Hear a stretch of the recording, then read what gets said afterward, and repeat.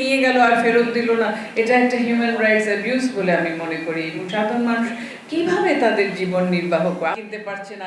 দেশের ৬টি নন ব্যাংক আর্থিক প্রতিষ্ঠানের ক্ষতিগ্রস্ত আমানতকারীদের জোট অ্যালায়েন্স অফ 6 এনবিএফআইএস ডিপোজিটর্স রিকভারি কমিটি সংবাদ সম্মেলনে তাদের কষ্টার্জিত অর্থ ফেরতের দাবিতে জোরালো অবস্থান তুলে ধরেছে।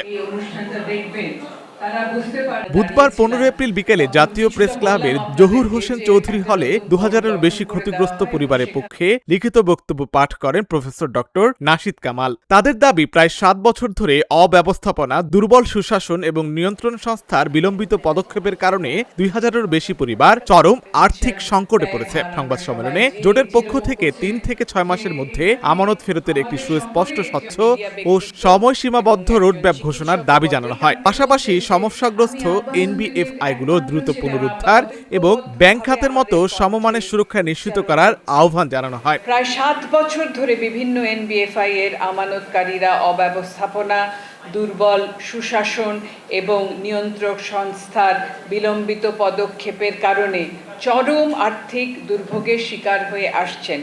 ব্যাংকিং খাতে বিভিন্ন সংস্কার, আমানত সুরক্ষা এবং পুনরুদ্ধার ব্যবস্থা চালু হলেও এনবিএফআই খাতে তদ্রূপ কার্যকর পদক্ষেপ যথাযথভাবে গ্রহণ করা হয়নি। আমরা দৃঢ়ভাবে ঘোষণা করছি যে ব্যাংকিং খাতে প্রয়োগকৃত যে কোনো পুনরুদ্ধার বা আমানত সুরক্ষা কাঠামো এনবিএফআই খাতেও প্রয়োজনীয় পরিবর্তন সহ আমানতকারীদের মৌলিক অধিকার অক্ষুণ্ণ রেখে প্রয়োগ করতে হবে। সমস্যাগ্রস্ত এনবিএফআইগুলোর ক্ষেত্রে অবিলম্বে পুনরুদ্ধার কার্যক্রম বাস্তবায়ন, ব্যাংক খাতে সমমানের নিয়ন্ত্রক সুরক্ষা, এনবিএফআই আমানতকারীদের জন্য নিশ্চিতকরণ, লিকুইডেশন ও পুনরুদ্ধার প্রক্রিয়ায় পূর্ণ স্বচ্ছতা ও জবাবদিহিতা নিশ্চিত করা, আর্থিক অনিয়ম ও দুর্নীতির সাথে জড়িতদের বিরুদ্ধে কঠোর ও দৃশ্যমান আইনগত ব্যবস্থা গ্রহণ।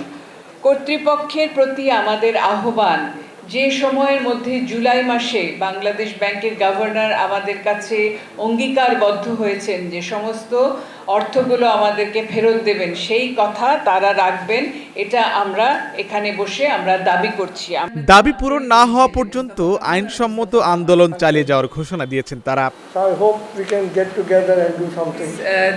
আশিক আরেফিন, ঢাকা জার্নাল। পরে আমরা আবার